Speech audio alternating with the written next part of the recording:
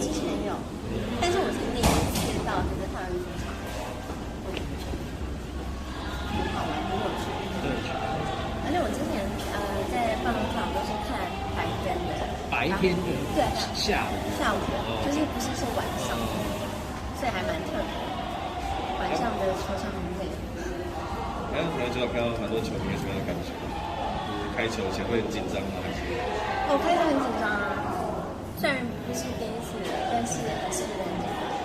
我很怕就是会投不好，而且我的之前说要来的时候，然后就有很多网友啊，就是一直说叫我不要投不好投，害我觉得很紧张，一直充满了内心非常的紧张，但还好啦，投的还不错。有稍微练习吗？当然。怎么练习的？透露一下。就在刚刚那个赛前私底下对赛前的时候有特别练习。球员哪个球员或教练有提醒你说上去的时候要做到什么才比较不会爆头，或者是？没有，我一投之后，然后他们就惊呼，他们就说很厉害、很棒这样，然后一直问我说要不要挑战，就是投手球。对，后来想想还是算了，我这个不小心投坏怎么办？特别注意或喜欢哪一个球员吗？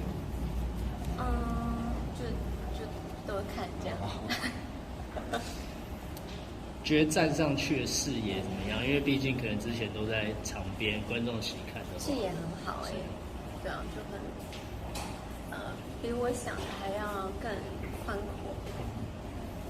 就一站上去觉得哇很舒服，然后有一种兴奋感，就觉得我们今天肯定要赢球了这样。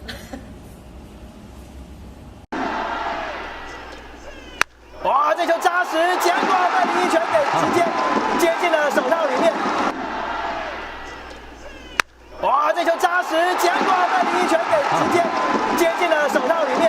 所以呢，这个评分球接杀也结束了这个半局，中信兄弟的进攻留下满脸的残泪。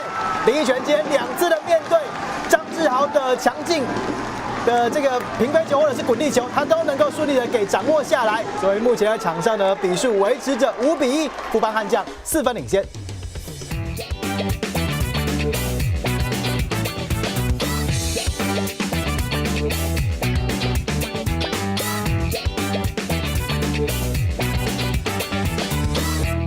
你有话想说却苦无发声的管道吗？你对事情有不同的见解却无人倾诉吗？